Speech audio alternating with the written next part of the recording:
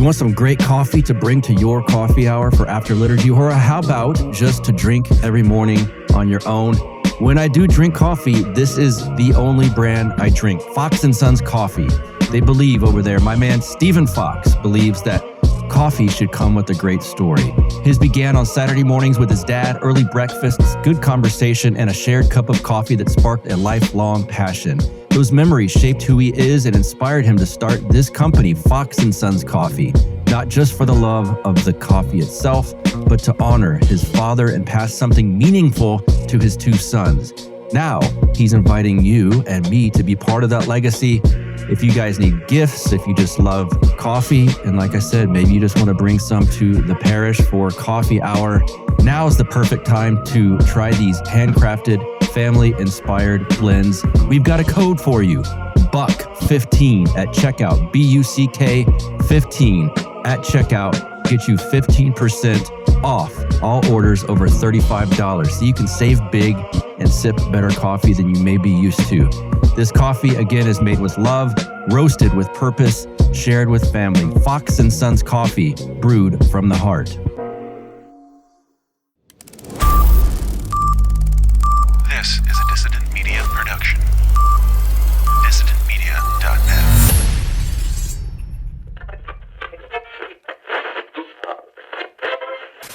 You're tuned into the Counterflow podcast, home of dissident voices, unapproved opinions. But you gotta get ready. You ready?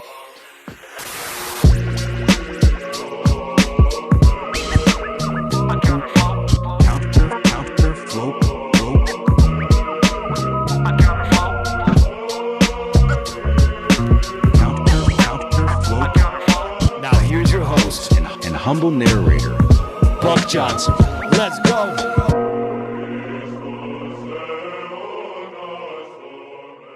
What's up, you guys? Welcome back once again to the Counterflow podcast. As always, I am your host and humble narrator, Buck Johnson, coming to you out of Lockhart, Texas, the barbecue capital of the world. I bring that up specifically right now because it's Bright Week. We made it through Lent, did our Pascha. We can eat barbecue once again, and I'm thoroughly stoked about that. I hope you guys had a beautiful, wonderful, edifying Pascha. And again, to kick off our post-Lent season here, one of the best, one of my absolute favorite content creators, Dyer, is here with us, the great Dyer. Just to see how busy this fella is, just go to jaysanalysis.com. You'll see his section, videos and interviews, of course, but film review, film analysis, comedy and satire, which he's quite good at, theology and philosophy talks, articles and essays, a section on geopolitics, globalist book series, lectures that he's done, all kinds of great stuff over at jaysanalysis.com. And he does the debates. That's what he's really known for, it seems like. At least to me, I love watching the debates. There's this reputation amongst a small section of people that he's mean or something like that. Well, I can tell you from my personal dealings with him, he's been nothing but humble, kind, and gracious. And I'm thankful that he's cut out a little window of time for me. We were supposed to do this a few weeks ago. He got busy. He specifically sent me voice messages apologizing for the slip. He was not ignoring me. He wanted to do this. So that goes to show you he's never been some mean guy to me. Again, I don't want to debate him, but I wouldn't have anything really to debate him about. We get into that. Why does he do these debates? What is the value of the debates? I offer my thoughts on it, and he goes some places where I hadn't thought of before, and it's really, really interesting. We talk about his quote-unquote journey through the faith. He's been steeped in Protestantism, Calvinism, Catholicism, and each step along the way, he started wrestling with these heresies that he's seeing, started doing research and realized, I can't square certain circles. I've got to change and move until ultimately he found the church, the Orthodox Church.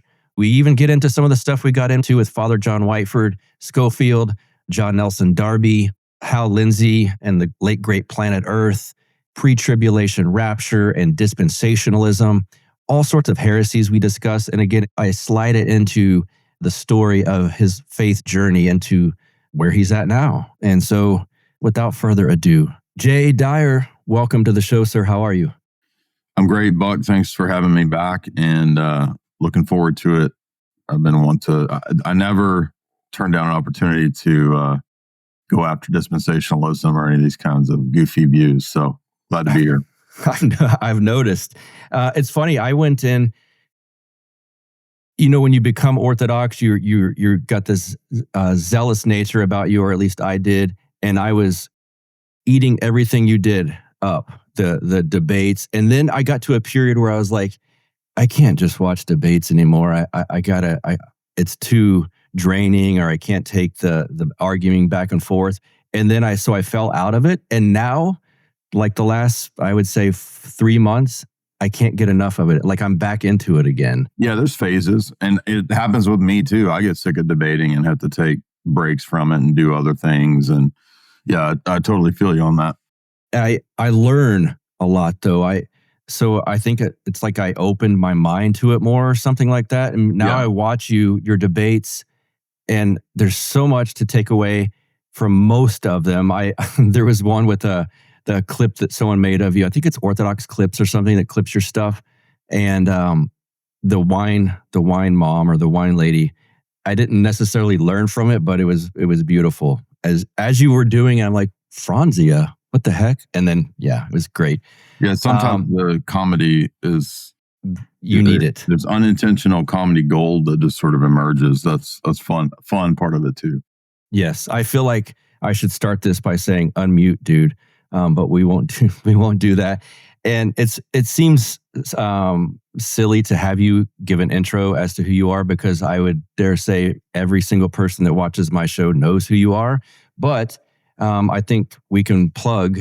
You have a new one. I've got this one. Now you've got a part 3, I believe. Talk about that.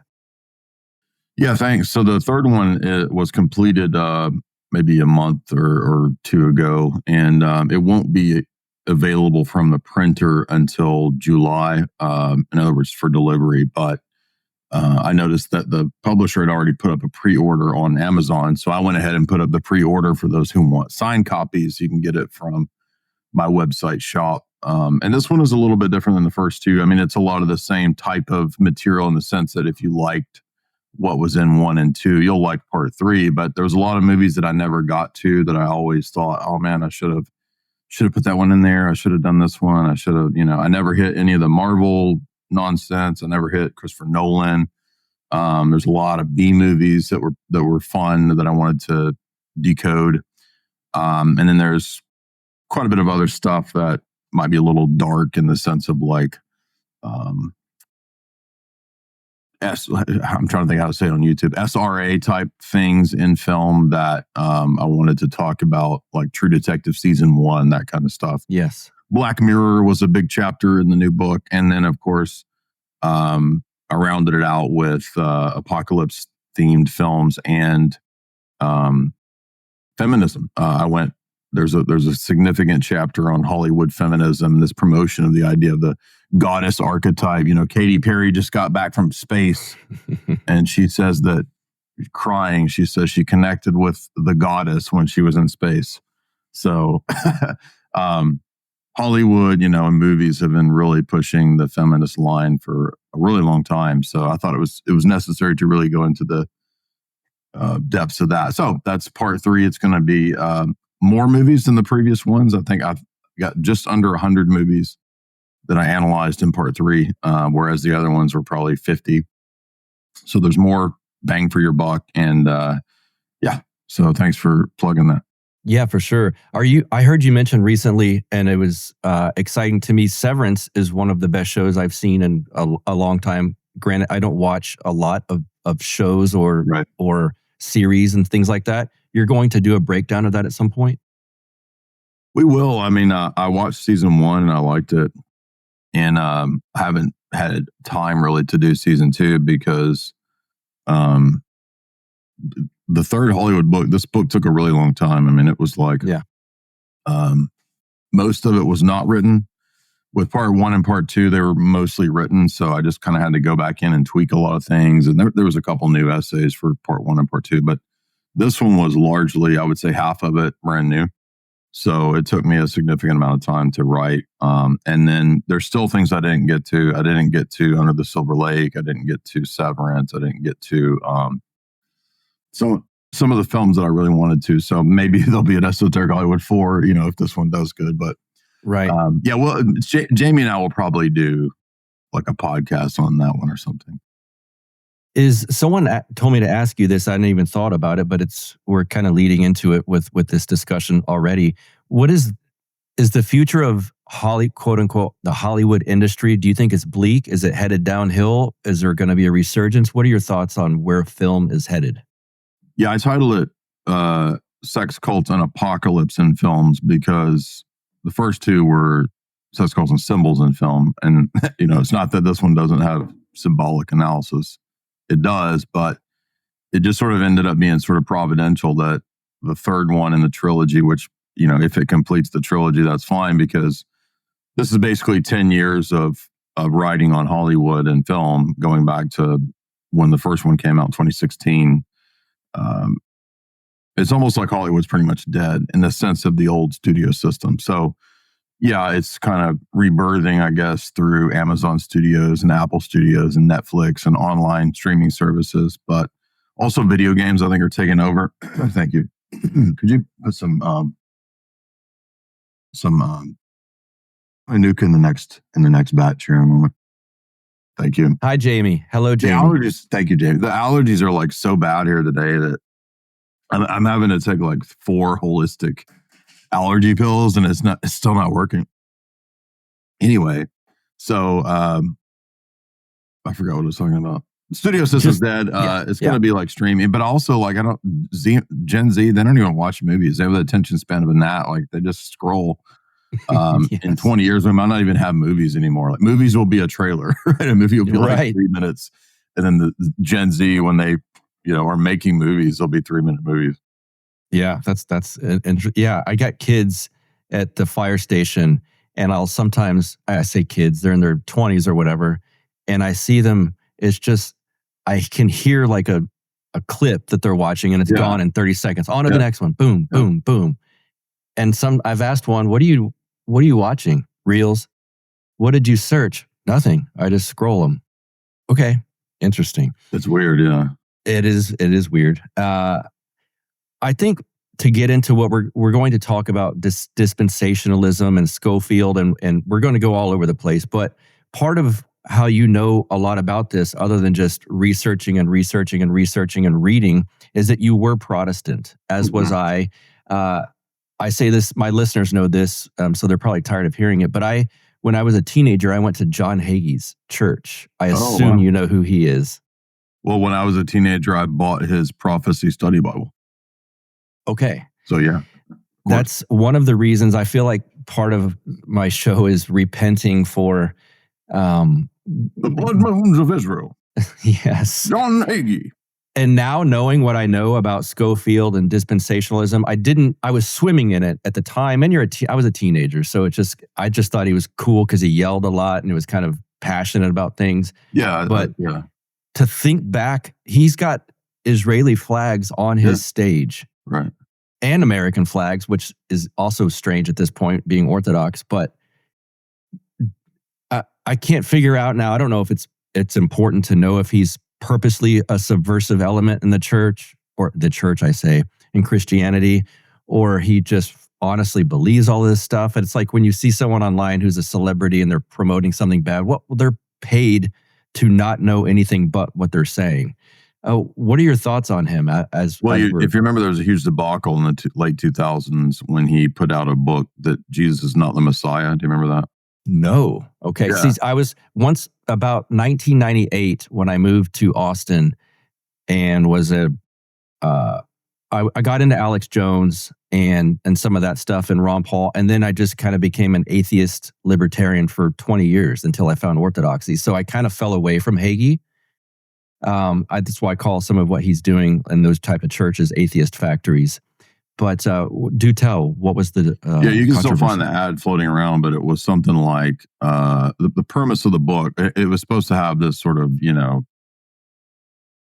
spicy title that would get your attention. And it's because of dispensationalism. It's Jesus is not the Messiah to the Jews, because the Jews are expecting the conquering Davidic king So Jesus is not that Messiah. Jesus is the Messiah that is the suffering servant who, saves Gentiles and then will come back as the.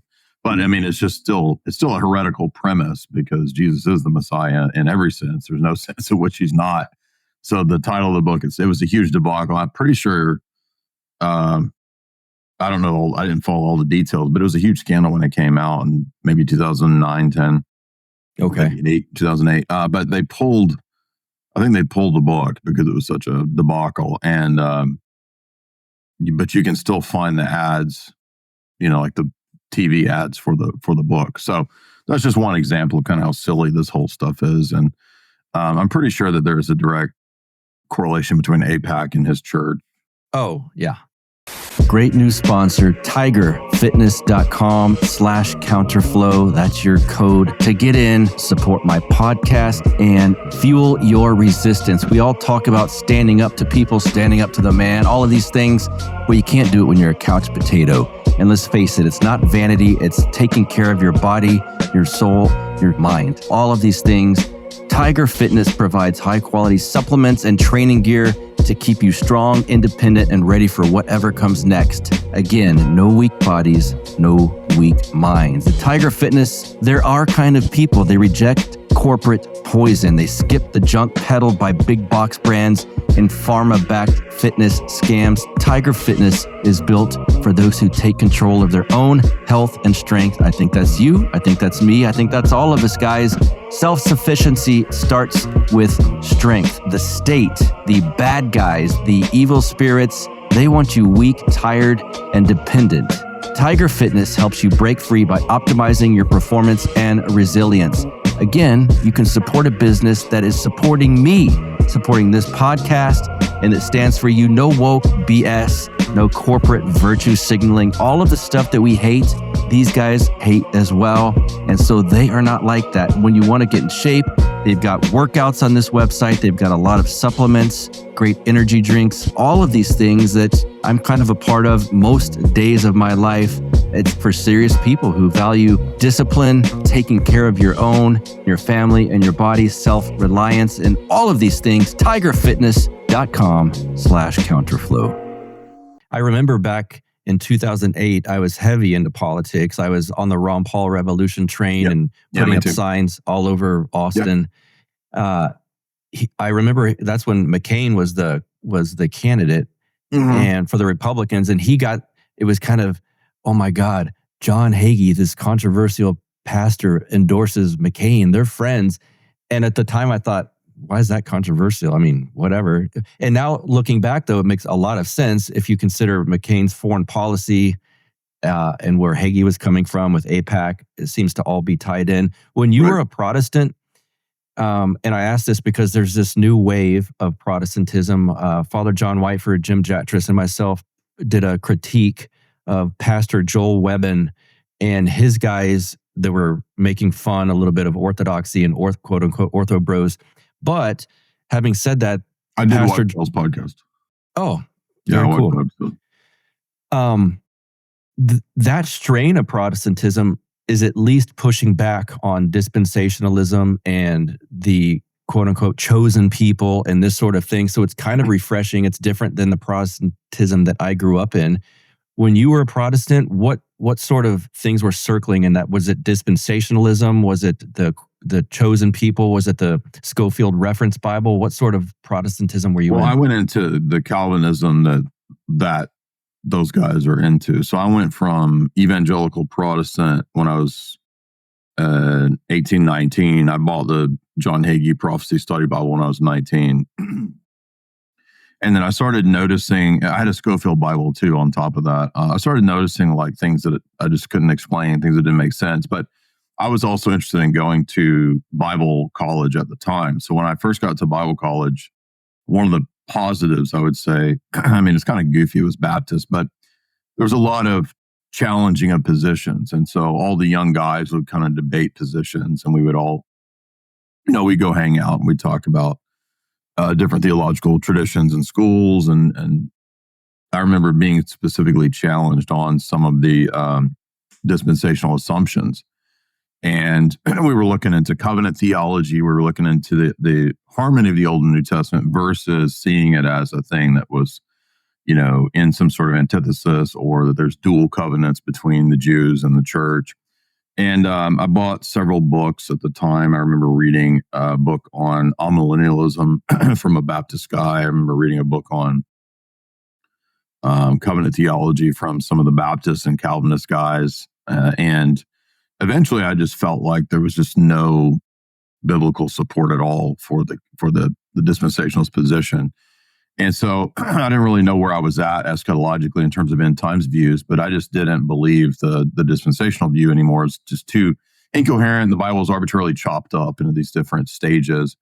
And the key decider for me was the fact that every one of the covenants is unified in the person of Christ. And so Paul says in the New Testament, when he writes to the Corinthians, he says that all the promises, meaning covenant promises, are yea in Christ.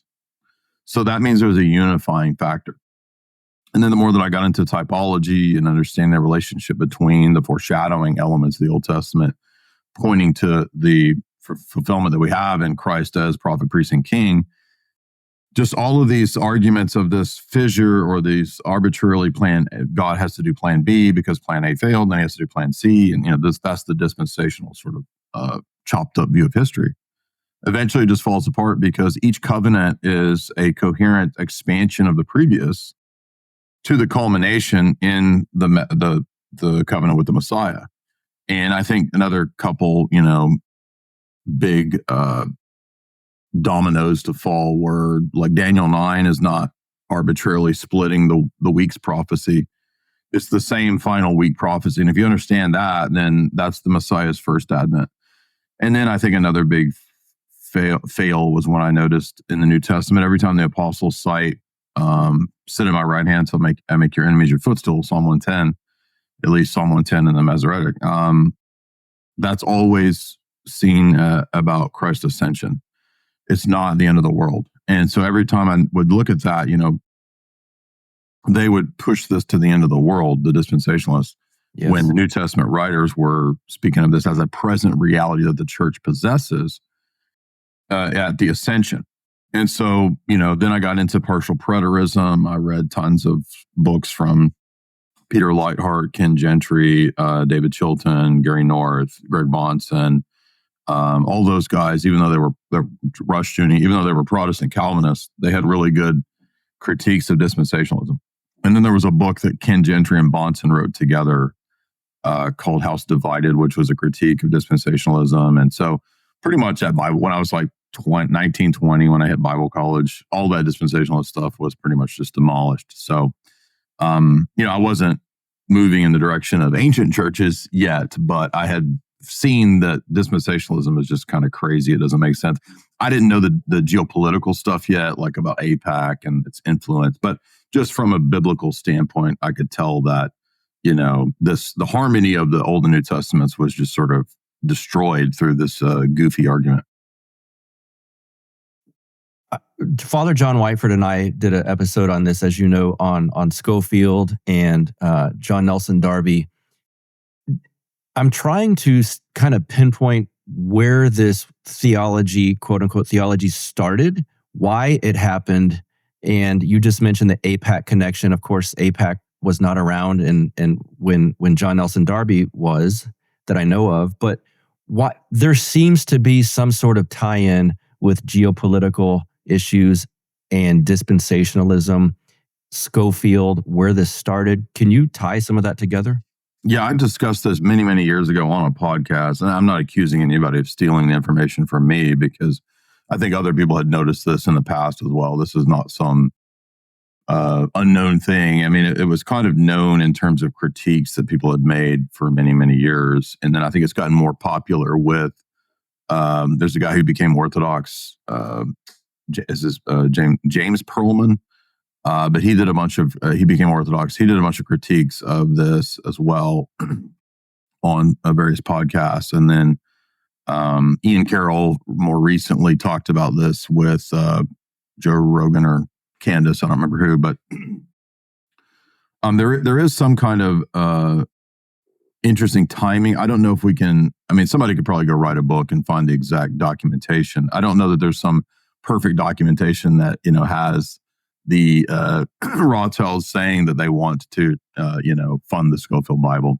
But you have Oxford University printing the Scofield Bible to be marketed in the West, particularly in America, right around the time that the British Empire was wanting to, set up basically their outpost in the Middle East, which was Israel. So you have the Balfour Declaration, and then you have the Palestine Mandate, all these different British mandate positions that they wanted to make sure America was on board with. And it's a very viable thesis that the Oxford Scofield Bible was promoted in America to help sway the opinion. That doesn't mean that the people who put the Bible together didn't actually believe this. I'm sure C.I. Scofield and John Darby really believed their positions. I don't think they were con men. I just think that they were in delusion, as many Protestants and evangelicals are. But I don't exactly, the beginnings of the Plymouth Brethren were these Anglicans who were low church Anglicans who wanted to begin these sort of house Bible study churches, or these sort of decentral. It's kind of the early phases of what we think of as like a non-denominational house church or something like this. And so they weren't really Anglicans, but they come out of Anglicanism, the Plymouth Brethren. And they're kind of a weird puritanical type of thing. They spawned weirdos like Aleister Crowley, the famous Satanist, was actually raised as a Plymouth Brethren. And one of their guys just decided that he had read the Bible and figured out all the prophetic stuff. And British, Anglican British Protestant theology has its own weird series of weirdos in history, and where you have, on the one hand, Anglo-Israeliophile ideas, which began, I think, in the 1700s. There were certain Anglican ministers who had come up with a theory that the lost tribes of Israel in the Old Testament are somehow the British people. Who knows, right? But that contributes, I think, to some of the perhaps ideology of the British Empire. And you have some of these mythologies that still float around in the British Empire, that the king and the queen are descendants of Jesus or Joseph of Arimathea and all this kind of nonsense. So British Israelite theory is a little bit, I think, in the background of this, because of this emphasis on the idea that somehow the British Empire is in some way uniquely connected to the House of David and Jesus, and it's just kind of weird and made up, but that's there. And then you get these low church Anglicans studying the Bible to figure out the prophecies for the first time, and lo and behold, you have this really heavy emphasis on Zionism once again, at the same time as you have this push for Zionism amongst the upper crust, or at least half of the upper crust of the British Empire. And I've done whole lectures on this because the British Empire was very split at its top between a lot of the operatives and spies who were Arabophiles, people like famous spies like T.E. Lawrence, Gertrude Bell, St. John Philby. They were the operatives for the British Empire doing spy work and espionage work in the Middle East. They basically carved up the Middle East for the British Empire. They were all they loved Islam, and they were obsessed with Arab culture. And then you had this other faction of the Rothschilds and others who were very much Zionists. They didn't care so much for Arabs. And they were pushing for the Balfour Declaration and for, the state of Israel to be set up under the British imperial mandate. And that's, of course, what ended up happening. And a lot of those British Arabophile spies warned that it would lead to this terrible powder keg situation. Anyway, so that's the sort of the geopolitical historical setting. And so I do think there's a good basis to theorize that they did want this study Bible in the West and America to particularly influence the minds of the evangelicals. And, America is largely a Protestant evangelical country. Probably number 2 is Catholic. I'm not sure exactly the stats, but I'm sorry. I feel like I'm rambling really long. No, you're doing great.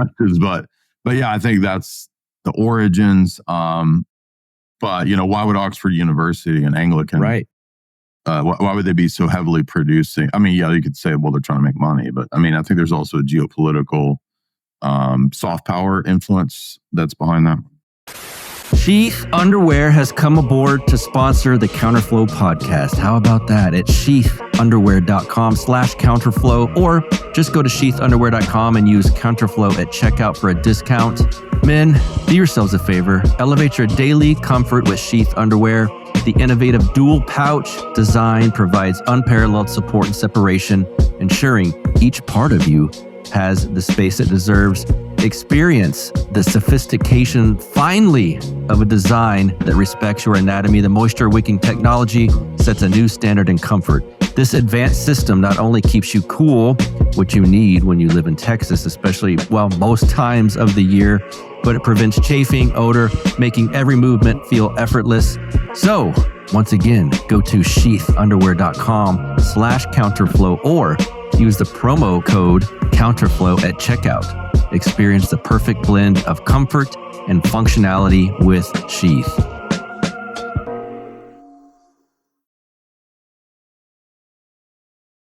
Yeah, it's when I watch you do debates and Protestants call in, there's a certain, it's like you can argue the original Protestant stuff with Luther, but this seems to be an entirely different strain of it. This is definitely a departure from classical Protestantism, yeah.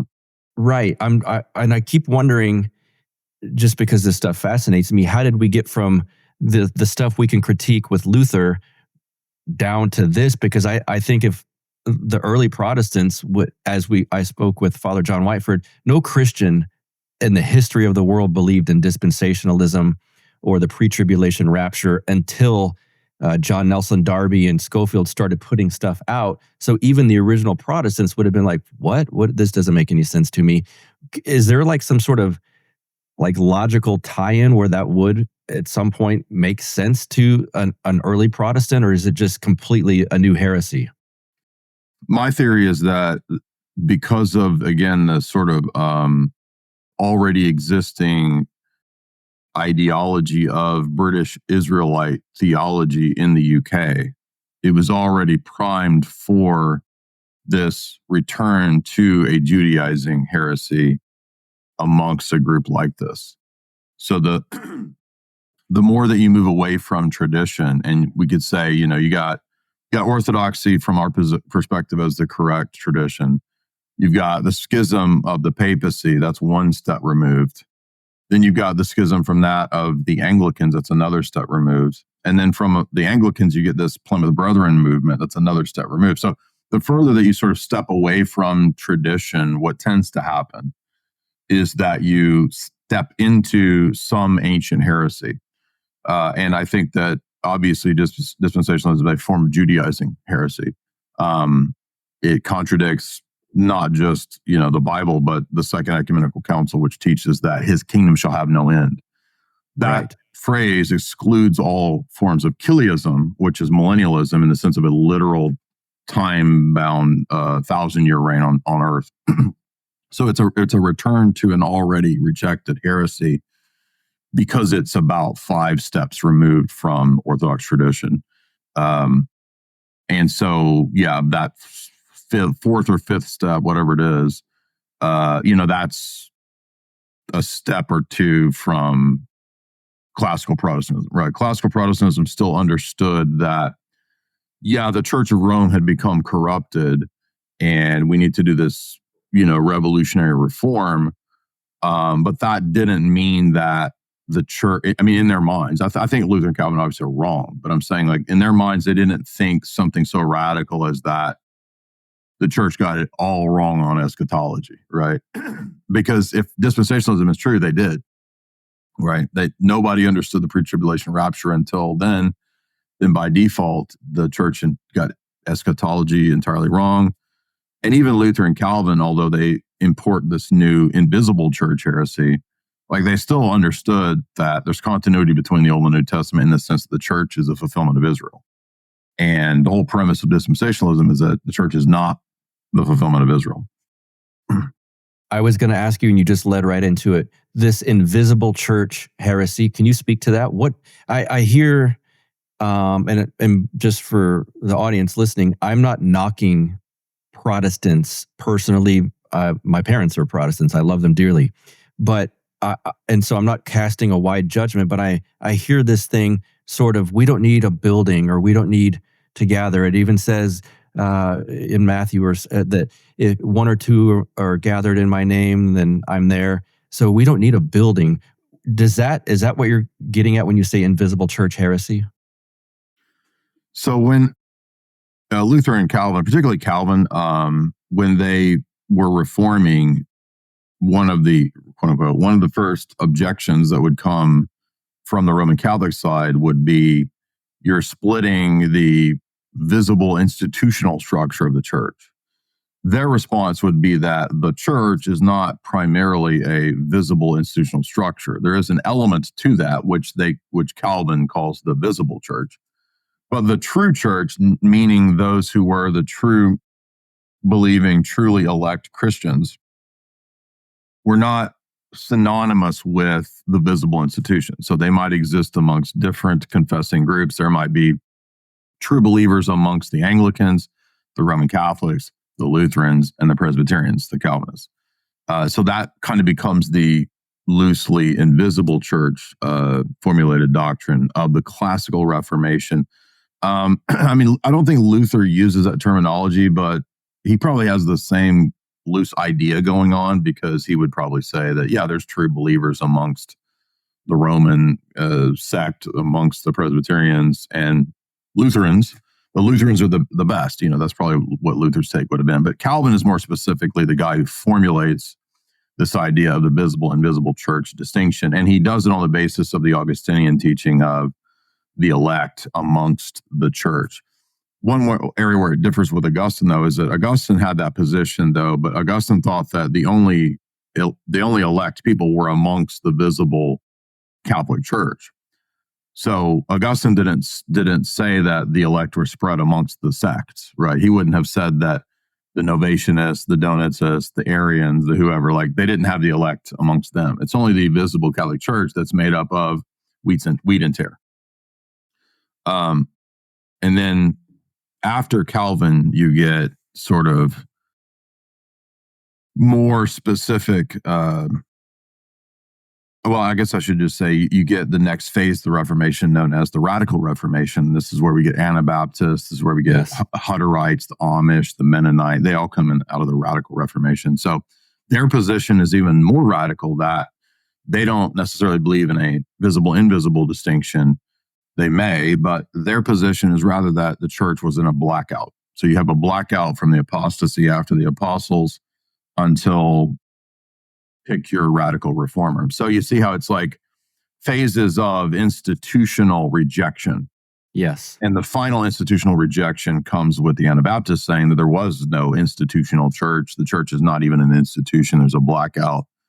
That's way beyond Calvin, who thinks that, yeah, there's, an institutional church, which he calls the visible church, but the true believers are the true church, and that's the invisible elect amongst Catholics, Orthodox, Lutherans, etc. Part of what this has done, this long lineage of starting to reject the church, is create atheists, or these spiritual, not religious types that say, well, I don't believe in organized religion. When I've been met with that, when someone says, what did you get into? You were an atheist. Orthodoxy. Well, I mean, that's cool, but I just don't believe in organized religion.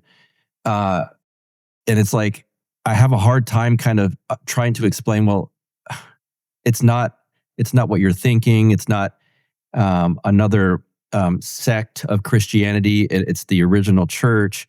How do you respond to this kind of pushback? Well, I'm not into organized religion. Well, I mean, first of all, it would be absurd in the entire history of the Bible from Genesis to the New Testament, because God organized his religion from the time of Abraham, where it said that Abraham built an altar and called upon God.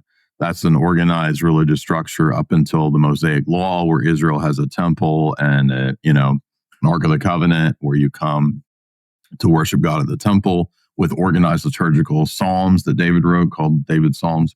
Those are all liturgical ordered worship service prayers. And so those are organized religious events. And then it would make no sense, I don't think, for Jesus to come unless you just sort of have this idea that Jesus is like this hippie reformer or something, which a lot of Protestants A lot of them do. Normies. Yeah.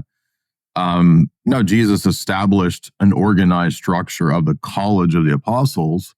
He sent the Holy Spirit upon them at Pentecost in Acts 2. They have in Acts 15 an organized religious council called the Council of Jerusalem. And then after that, you have in the post-apostolic church fathers in their writings, the organized structure of the successors to the apostles, the bishops, the episcopate. And then we see even prior to Nicaea, right, like Gangra and Cairo, we see councils, synods, local councils and synods that meet, again, displaying the same organized religious structure. And the church has organized religious Eucharistic meetings where the sacrifice of the Eucharist is offered. If you read the entire chapter of Hebrews 13, Paul describes the Eucharist in that chapter as an offering at an altar that we eat from. And it's contrasted to the altar that the Jews had at the temple, where they eat the sacrifice of the animals, whereas we eat and feed on the deifying flesh of the God-man. So that's why it needs to be and has to be and has always been an organized structure. It's simply that's what Jesus set up. Right. And we see that throughout the first 1,000 years of the church. And even after the split and schism between the East and the West, I mean, it's not like the church wasn't institutional. Even in the West, it was still an institution. It was still organized religion. I mean, we think the papacy obviously was very corrupt and went in the wrong direction, but it wasn't, disorganized or, what's the other option to be a disorganized religion? Right. I get the pushback because if you don't know what Orthodoxy is, and to you Christianity is John Hagee, right, George Bush, and the neocon party, and it's like, well, yeah, I'm against that too. There's my spiritual father, who is Father Turbo. We both are into punk rock, and I said one time, is it weird that I wear an Agnostic Front T-shirt, the punk band? Should I stop wearing that? I don't want people to think I'm agnostic. And he said, well, Agnostic Front is against the same sort of Christianity that we're against. So no, I get that. And so I understand the pushback. Well, if you look at, Joel Osteen or something like that, it's like, well, I'm against quote unquote organized religion if that's what it is. And I think that is what it is to a lot of people, unfortunately. Right. Which almost makes it seem subversive. Atheism factories. Yeah. Bingo. I want to ask you your journey. I hate that word, but it is what it is.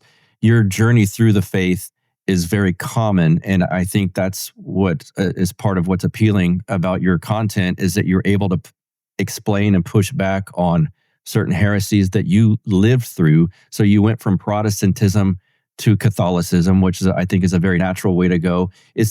I didn't realize until recently kind of the pushback I would hear as a Protestant against Catholics. I would hear it all the time. And it's like, now you look back at, well, that's the roots of Protestantism, is pushing back against the Catholic Church.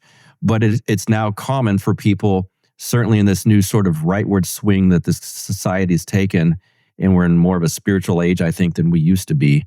Well, Protestantism's like reductionist Catholicism. Let me go into Catholicism because that's the tradition.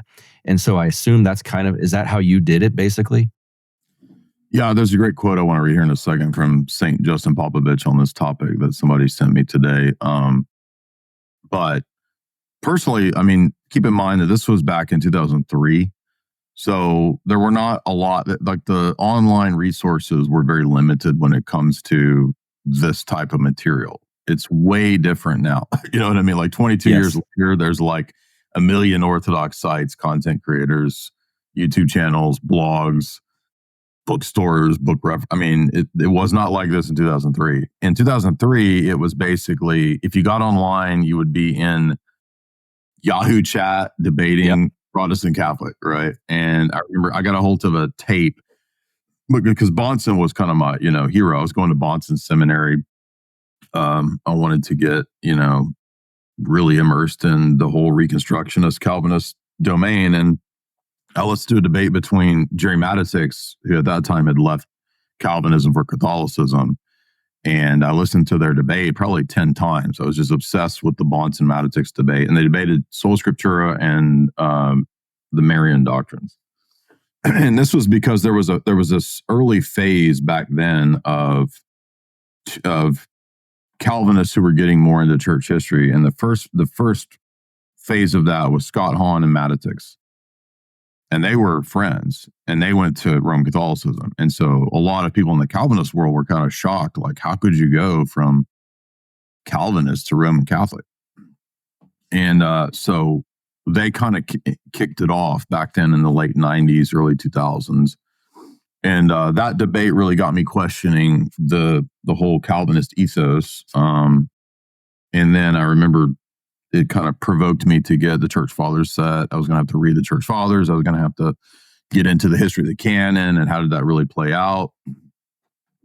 I'm sorry, your question was just your kind of move into Catholicism, because it's I'm seeing it now. We're seeing it now with the Tradcath stuff online, and they're arguing with you and all the time. I didn't know about Orthodoxy, right? So this is again in 2000. I mean, I'd heard of an Orthodox church. And I think I got very early on Timothy Ware's book, Orthodox Church, and I read like the first few chapters of it, and I was like, I mean, I don't know. There's no Orthodox church around me, so I didn't think much about it. And I immersed myself in the East-West or the Protestant Catholic debate. I remember getting. I started reading, obviously, the Latin Church Fathers. And for me, as a Calvinist, I mean, kind of your go-to for the Church Fathers is Augustine.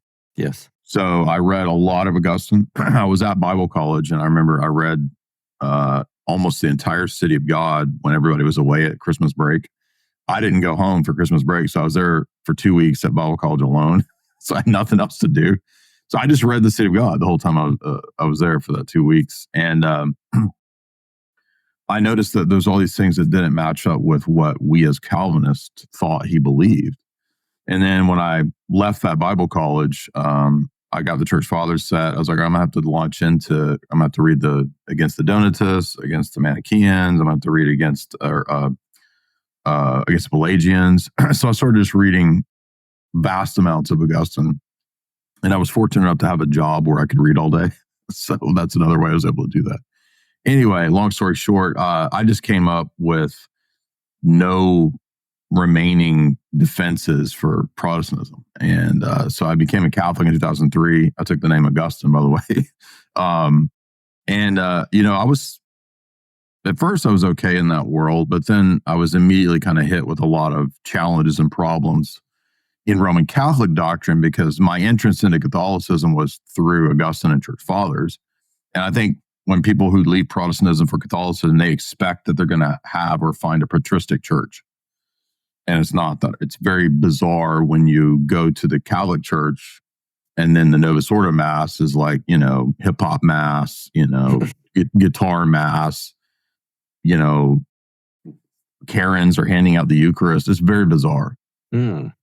So now you're presented with a whole new series of challenges, which you weren't really prepared or didn't know how to answer, given the fact that your focus was Protestant versus Catholic stuff, right? So then I had to go into the whole, Vatican II, Vatican I, papal encyclicals, all this kind of. So I ended up being a trad cat and going to the Latin Mass for about 8 years. So I was in the SSPX, went to their mass for many years and, took it very seriously, was committed trad cat. But there's a very natural, I think, as people have pointed out, like it's very easy to go from Calvinism to like Thomism because they're both very just scholastic intellect focused. And so what you miss is like repentance and healing and a lot of the stuff that Orthodoxy stresses over against that intellectual approach. But anyway, long story short, it was that there just wasn't really any idea that Orthodoxy was even in the discussion. There wasn't an Orthodox seat at the table back in online debates in 2003, 4, 5. That took around more like 2007, 8, 9, 10, when you started getting more attention to Orthodox blogs, Energetic Procession, Perry's blog, kind of kicked off a lot of this with people thinking, well, maybe there's a challenge to both Protestantism and Catholicism. And then, after that, you started getting more and more people kind of looking at these questions. Once a month, my supporters of this show and myself and a special guest have a Zoom meeting. It's not recorded. It's not posted. It's just private. It's between you guys, the guest, and myself. I do this because it means a lot for you guys who support me by showing me that this show means a lot to you. I love talking with you. I look at it as like a benefit for people that support the show, but it's really a benefit for me. I get to know you guys and have an off-the-record discussion with our guest. And, sometimes topics you don't want to necessarily have all the ins and outs discussed online, if you know what I mean. So to be in this group, please go to patreon.com/counterflow and donate $5 or more per month. And it gets you in this club. We do it once a month. It's a great time. It's great people. They're all smarter than me. So that's an upgrade from what you're used to. I can tell you that. The guests are always guests that people want to hear from. A lot of you guys will be familiar with many of the guests. Father Turbo's done it. Father Deacon Ananias has done it. David Patrick Carey's done it. My own priest, Father Ignatius, has done it.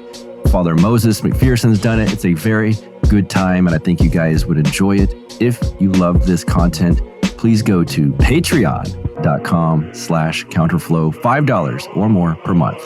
Thank you. Is that what led you basically to the Orthodox Church? You started questioning things, and all of a sudden now you can find some more content out there, and it's like, wait a second, where has this been? Well, it was a longer route for me because in 2007 or 8, when I was having really hard struggles with traditional Catholicism because it felt like it was getting to being a dead end, because the papacy wasn't getting any better. It didn't look like there was any way out of the dilemmas of the direction that Rome was going, what they had dogmatized at Vatican II. Can you, real quick, you speak on this all the time, and it's a huge point. What they dogmatized at Vatican II, touch on that really quick so people understand the issue there. I mean, there's quite a bit. I mean, Vatican II is a vast, it's like 700 pages of documents. But I mean, to make it very clear, like I would argue very clear contradictions on things like the place of the Roman bishop in terms of his temporal power. Religious liberty is now lauded and praised when previously it was condemned. The relationship of the church to Jews, Muslims, pagans has changed. Nostra Aetate 3, Lumen Gentium 16. That one. I mean, and you can keep going. There's many, many more oddities in the documents of Vatican II, but those are the main ones that really stick out. Ecumenism, interfaith gatherings, those were condemned as late as 1928. So how could they be the work of the Holy Spirit, 2 decades later? It just doesn't make any sense 3 decades later. So, that was all something I was struggling with. And the Latin Mass community that I was a part of was kind of falling apart. There was a lot of splits and problems there at the SSPX.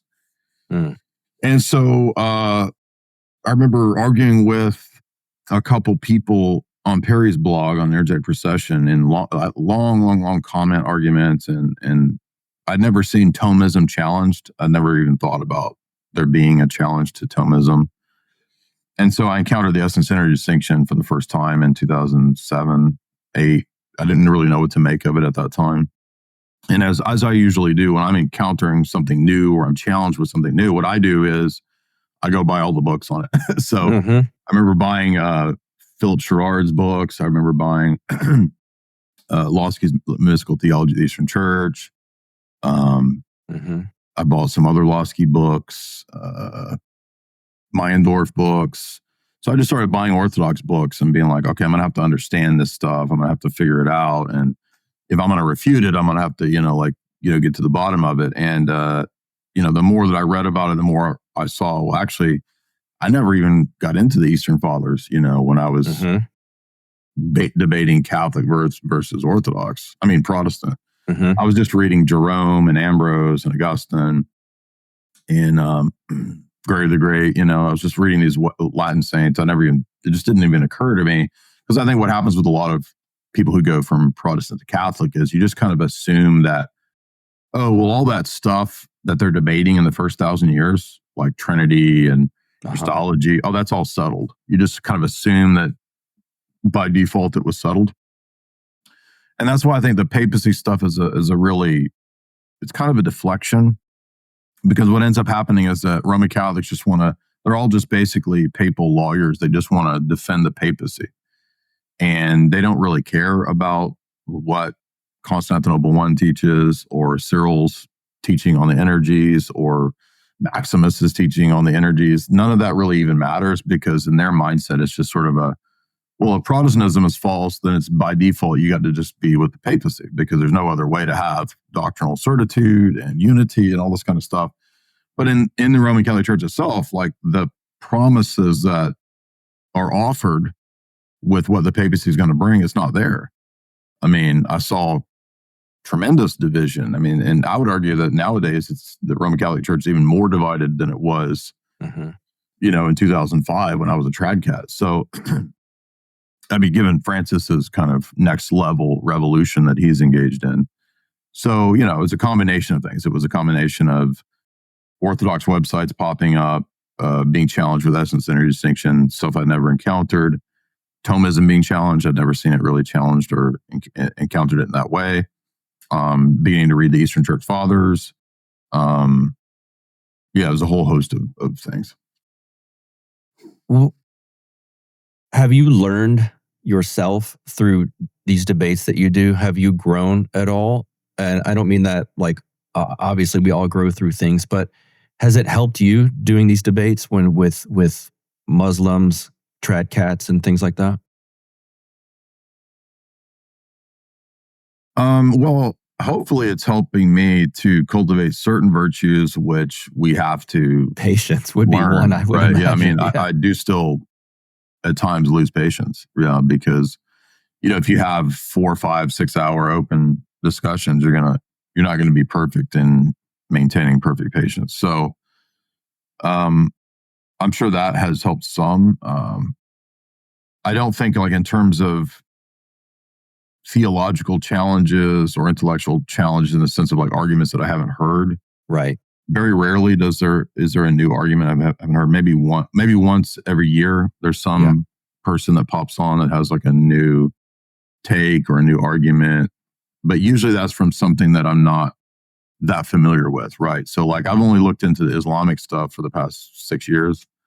So every now and then somebody who's way more studied or knowledgeable about that topic will bring up a question. I don't think any of the Muslims have actually ever won a debate on the topic, but right. You might get a Muslim who says, oh, but what about, Ibn whoever's view, right? Well, I may not have read Ibn whoever, right? So, right. You'll get some stuff like that in terms of like learning. You said, does it help? I mean, I might learn new things. I might maybe help cultivate patience.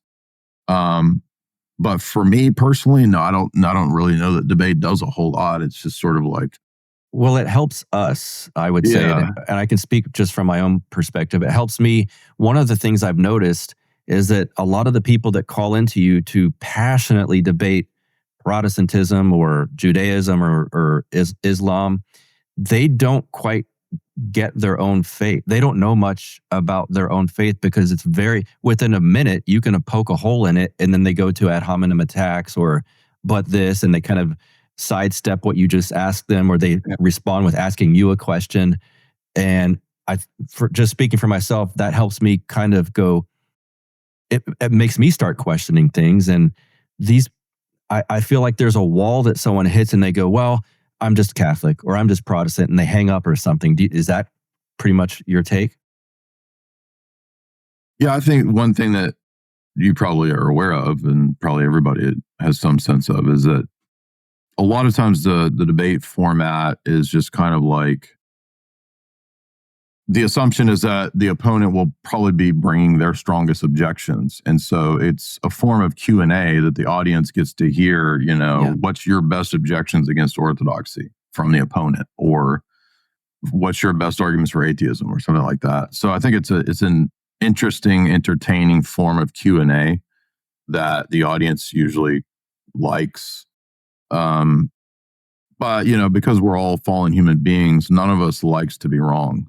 Right. Nobody likes to have their worldview challenged. And so we know that, most of the time a person is not going to just immediately convert on the spot, right? For all of us, myself included, a lot of these things took a long time. They took years of working through issues. And so, one debate exchange might just plant the seed of doubt, right? Yes. And I think one of the elders or saints says something like, we should try to cultivate an unease and a doubt in those who are not Orthodox.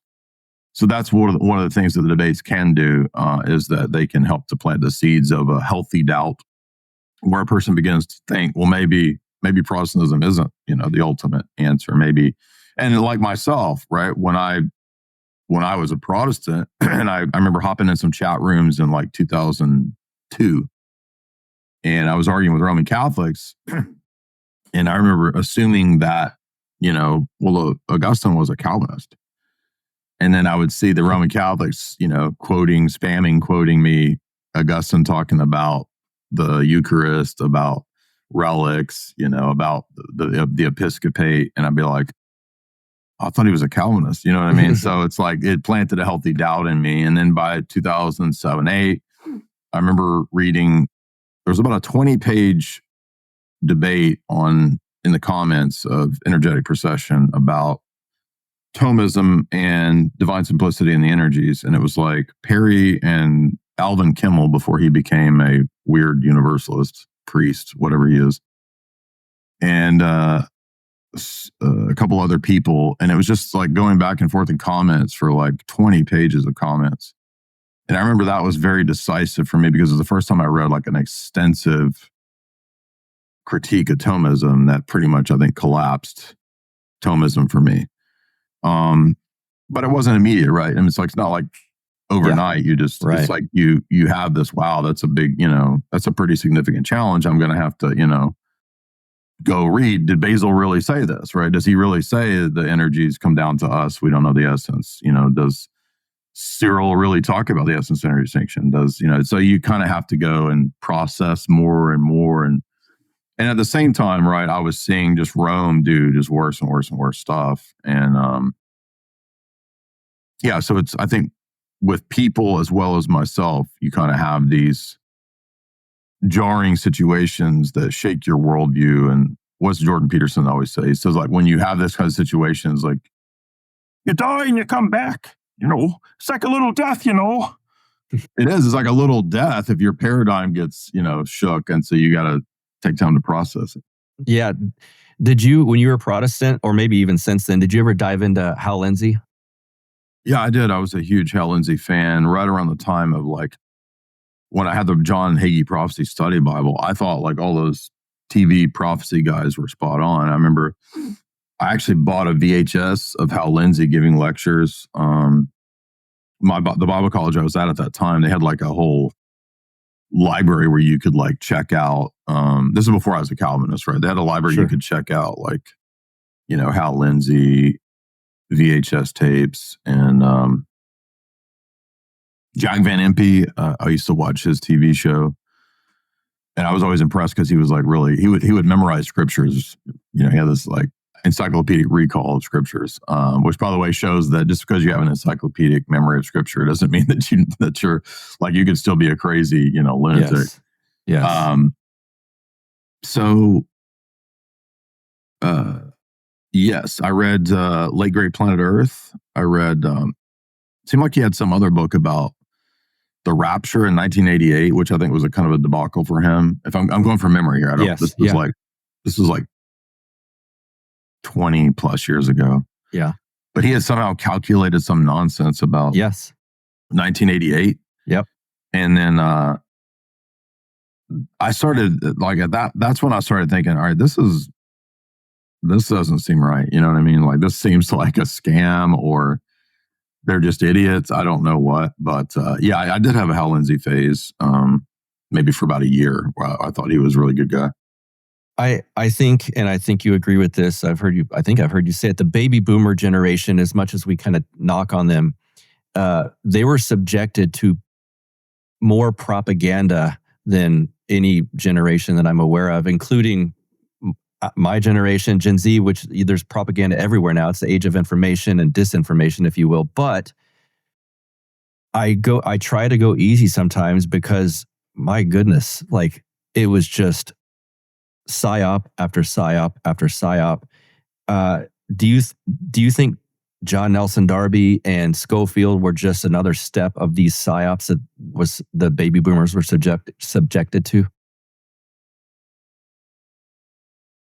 Yeah, I mean, probably a lot of the people in America were not aware of it being obviously a psyop, but I mean, you do have, at the time that the boomers were beginning to grow up, more and more of a shift in U.S. policy towards pro-Israel, pro-Zionism. Now that, post 1947 and,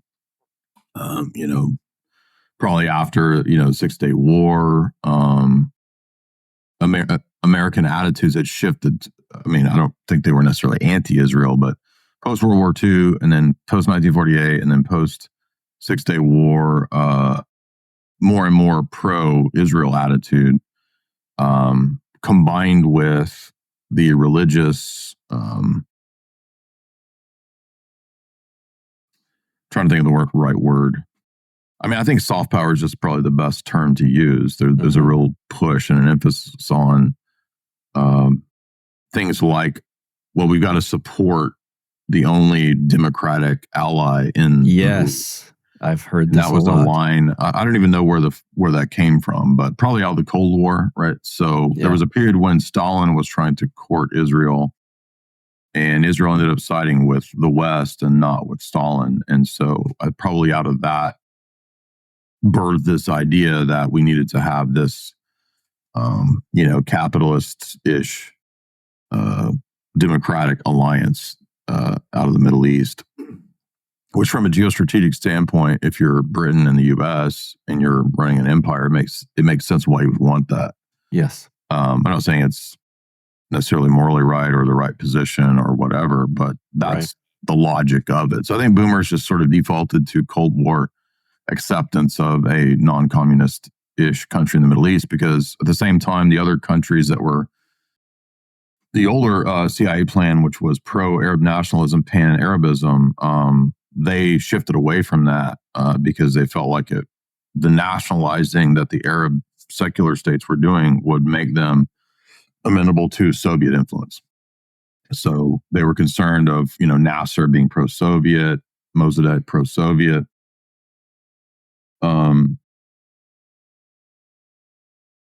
Jordan, I don't think they were worried about Jordan being pro-Soviet because they pretty much had, this is Public Time magazine. CIA's paid the Hashemite kings since the Cold War, pay them $1 million a year, or they used to.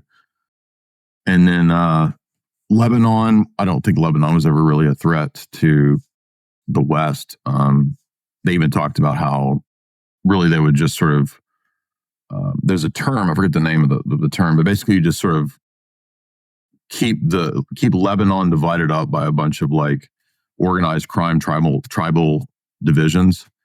And Lebanon would never really be a problem. And also the CIA and the Mossad funded and armed the Phalangists, who are largely Maronite Catholics. So they made an alliance with the Maronite Catholics, and then that would kind of keep Lebanon in this sort of divided state, such that Lebanon could never be a real threat to Israel, even though at times Hezbollah would, launch rockets or whatever. Does that make sense? Yeah. Do you think and also the PLO, which were a stabilizing force, there was always a concern that the PLO would be aligned, Soviet-wise. Do you think this Schofield dispensationalist form of Protestantism is dying out with what I would call the age of information, the internet age, and it's everything's out there available for you to research on your own. Does it feel like it's slowly dying out? Yes and no. The problem is, you've got a lot of people who are low information voters, very low information people that will probably always default to thinking that, the Bible is Zionist or whatever. Like, I think a lot of people who are new to the Bible or who are new converts, they kind of go through that phase. I went through that phase when I was 18, 19. I think, apostate prophet who's now, moving towards Orthodoxy. I think he still has a lot of that hangover. And he thinks that, the Bible's Zionist or whatever. So, people will probably still continue to have that phase as long as, there's still a lot of propaganda and push for that kind of stuff in the various Christian evangelical sects and groups. But I do think that there's a significant challenge to all these kinds of positions via the internet now, which could possibly speak to the demise of that position. Yep. In closing here, I would just want to ask you,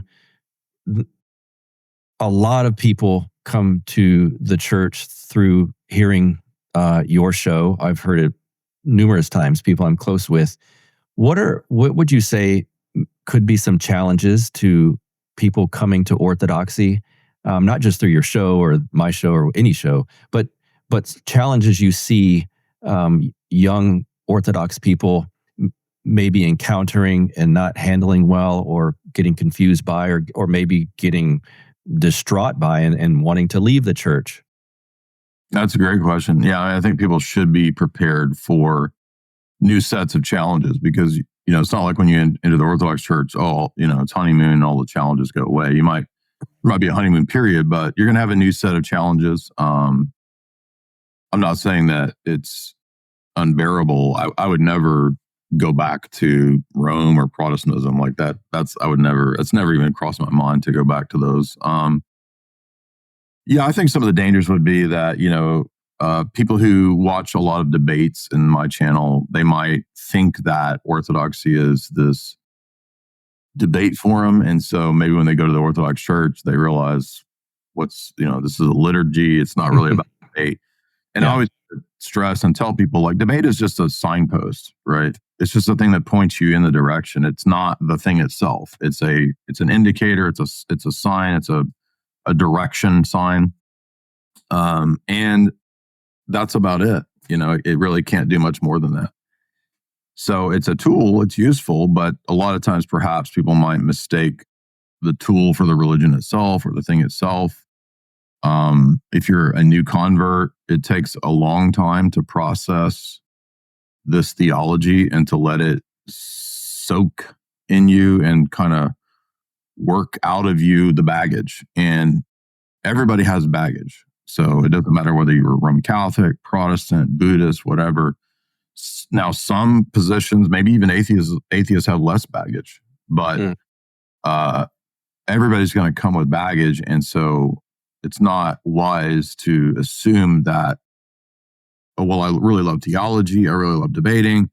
I'm a catechumen. I'm ready to get out there in the forum and debate. Yeah. The traditional approach is 1 to 3 years of catechesis, and you don't publicly talk on these topics. And in my own situation, I would say back in 2007 and 2008, when I went through the catechumen, I also almost became Orthodox. I didn't because I wasn't ready to, because I was still super Thomist, super, like, a lot of Orthodox stuff didn't make sense to me, and I wasn't ready to convert. So it's actually good. I know this may sound a little weird, but it's actually good that I didn't become Orthodox in 2007 and 2008 because I wasn't ready for it yet. Yes. And I needed another 10 years of processing and kind of filtering out a lot of this. I don't even know what you would call it. Fixations, I guess, of like, because I used to have this attitude in my 20s, like, if there's not a perfect answer to this question, I can't do it. You know what I mean? And then I think as you get older, you kind of chill out a little bit. You realize, like, there's not going to be a perfect answer to any question. I mean, there are answers, but you're never going to get like the perfect, systematic answer to every question. So I would say also, you're going to be, when you come to the Orthodox Church, you're going to be forced to work on yourself. You're not going to be, you're going to be thinking, I'm going to fix everybody else. I'm going to tell everybody else what they need to do. And the first thing that's going to happen is you're going to be challenged with fixing you. And that's going to be difficult. And you're going to realize that you're going to be working on you the rest of your life. Like you're not done, after your catechumen period. You really just begin to realize, oh, I actually have these major vices that I'm going to be working on for the rest of my life. So I've got to work on my pride, my arrogance, my anger, and my dirty thoughts. That's my vices. There you go.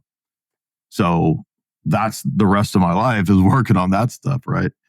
And so there's a great humbling that hopefully will occur by God's grace if you enter the Orthodox Church and realize what you got to work on. And that's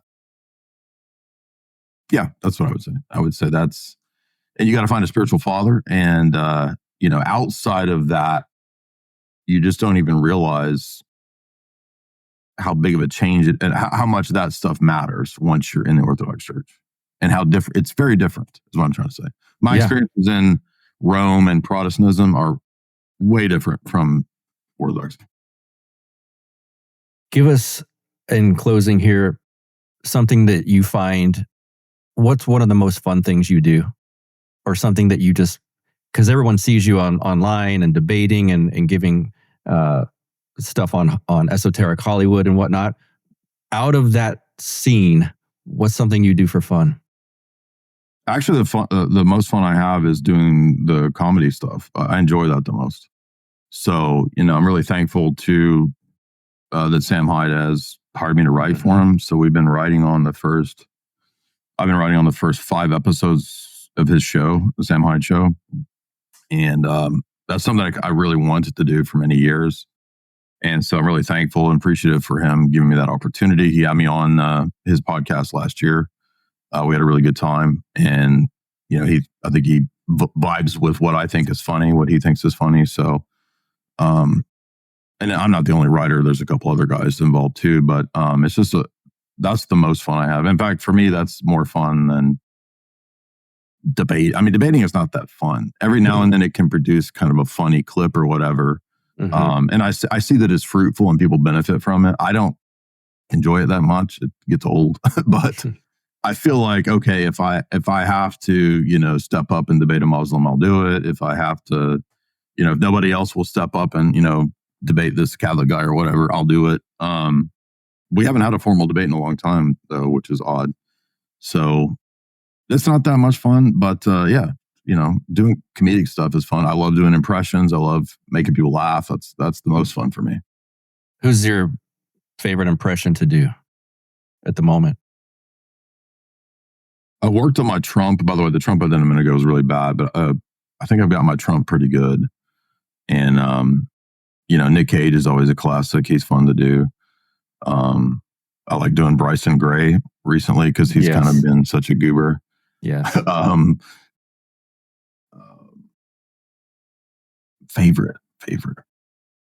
We already got a Jordan Peterson from you. I can't do Jordan Peterson as good as Jim Bob. Jim Bob does a perfect Jordan Peterson and a perfect Ben Shapiro and a perfect Tucker.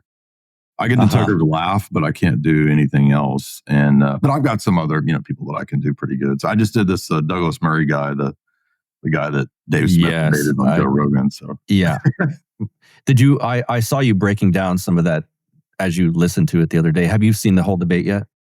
No, I was thinking about trying to do the whole debate. That would be a long stream, but since that seems to be the most recent, biggest debate, out there, it's probably worth doing. It's Douglas Murray, in my view. I honestly wasn't very familiar with him prior to that debate. Nor was I. I actually thought I was getting him confused with, I think it's Charles Murray, who wrote on some more controversial topics, and I was like, surely this isn't that guy. He seems like a fool. But his whole shtick seems boomery in a way. It's sort of this slipping away of the boomer legacy media that's dying out. And it's like, you can't talk about this if you're not a journalist or you're not have some sort of special certification or you're not this People expert. don't care about that anymore. Yeah, it's like, dude, that's done with. I don't know where you're coming from, but it just seems like that's slipping away, and he's trying to, like, as he's falling down the waterfall, grasp at a twig or something to, like, stay relevant. Then, of course, the next day, like, Trump tweets out his book, and I was like, dude, we're done with this stuff. But it's still kind of bubbling up at certain points. I find it interesting that he's critiquing Dave Smith, who, is a friend of mine. So maybe I'm biased, but he's critiquing him on not being an expert on Middle East policy or a historian, or Daryl Cooper not being a historian. It's like, but he's not one either. He's got an English degree. So the whole thing was odd. I say that I'd love to see I would watch a full stream if you critiqued it along the way. I'll do that then, yeah. If I can get away with it, I was playing the whole thing. But yeah, I think that you hit on a key issue there with all of the legacy boomer era stuff. We're in the phase right now where that's all going away. Yes. And in the next 5 to 10 years, nobody's going to care about any of that. There will still be legacy institutions. There will still be universities and government, but more and more people don't care about that. Legacy journalism, even legacy education, I think will matter less and less. People don't. They're going to not care about paying $100,000 to $200,000 to get a piece of paper where they proves that they were brainwashed, right? And that, like, a bunch of weird creep professors give them permission to talk about a subject. Nobody cares about that. That's done. In fact, I've been saying for 10 years that was going to go away. Legacy money is going away. There's new money. Yes. There's new media.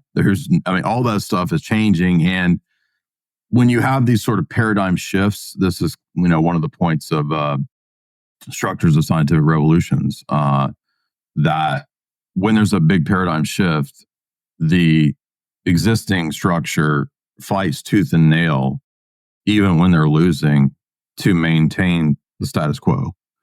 And they've already lost the narrative, whether it's the topics that Dave Smith was debating or whatever. Like, he made a very perceptive point there. Like, Douglas Murray's whole thing was just, you're not a journalist. Like, I can't honestly see how, if you've not been there. It's like, well, but when he went there, it was like this organized trip by the IDF so that he could, I'm sure they controlled what he saw. You know what I mean? It's like, why are we supposed to listen to you, dude? You have an English degree, right? Like, you don't even match the criteria that you're setting. So basically, no one could ever talk on a subject unless they have, a PhD in the subject? Right. And what does that mean? Can a PhD be wrong? Well, if a PhD can be wrong, then that's just appeal to authority fallacy. So yes.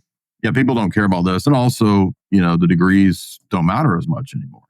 People are not convinced by appeal to authority, or, it's quickly talked about this in Tragedy and Hope. He said that the society that the technocrats want to set up is one where there's rule by experts. Yes.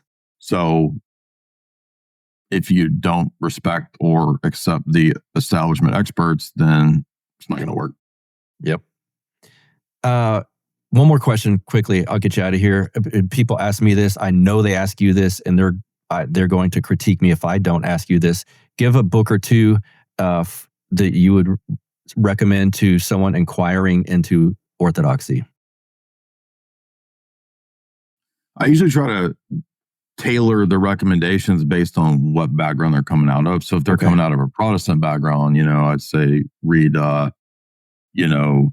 Clark Carlton has a 3-part series directed at Protestants, Catholics, and non-believers. And so I would say one of those, Dr. Carlton's book. If they're coming from a Roman Catholic background, I would say they might need to read something that's very accessible, like Michael Welton's book, Two Paths, which is a really good basic critique of the papacy. If they want more strict theology, I would say read something like my endorsed book, The Orthodox Church, or Mystical Theology of the Eastern Church by Losky. Those would be my recommendations. Awesome. Plug anything you'd like now. Yeah, if you like edgy comedy, it's a little R-rated, so I'll warn you. You can go check out the episode 4 of Sam Hyde Show was the last one that came out, and in fact, in that one we covered boomers. Yeah. It's not just boomers, but recent sort of internet scams and scandals. I think we talked about Hawktua. Crypto. I'm trying to remember. I can't remember if that was episode 3 or 4, but the first one we talked about, H-1B visa scandal and Elon and Vivek, and so that was the first couple episodes, and then we got a new one coming out about the GATE program. I don't know if you know about gifted and talented education, but that's kind of been a hot topic due to people on TikTok and other platforms kind of wondering and questioning like what this program was all about, and so. That'll be, I think, the next episode of Sam Hyde covers that in part. We talked about Eastern philosophy and religions, Hagee. That was something that he covered in the last episode or the third episode. So you can go check out those episodes if you like edgy comedy and kind of riffing on the spot with topical subject matter, political subject matter. What else? Esoteric Hollywood 3, you can get the pre-orders at my website right now. Again, remember that it won't be out until July. So this is just kind of getting your pre-orders in so that we can get it to you as quick as possible for signed copies. If you order it from Bezos, I don't really benefit from that.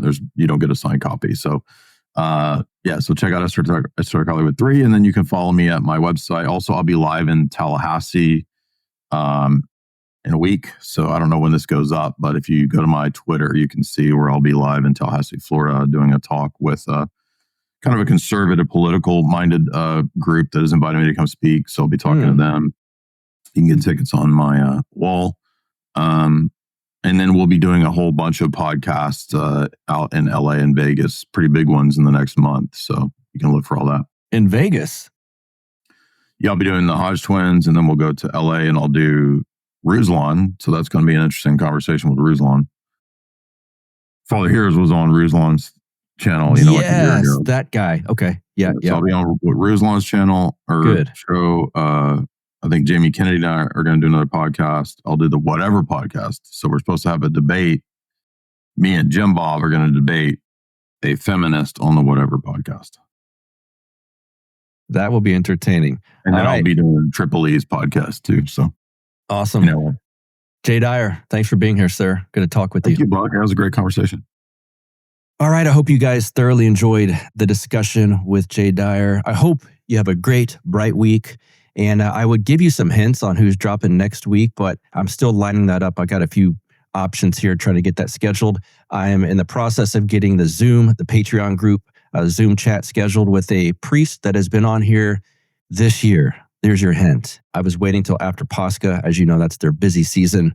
So we're going to get that squared away here fairly quickly. Thank you guys that are in that group at patreon.com/counterflow. Follow me on X, Twitter, at BuckRebel, BuckRebel. Jump in our Telegram group. It's always going strong in there. And subscribe to the YouTube page, will ya? That way, you're notified when these episodes drop, when they premiere, all of that stuff. So until next week, you guys have a good one. See ya.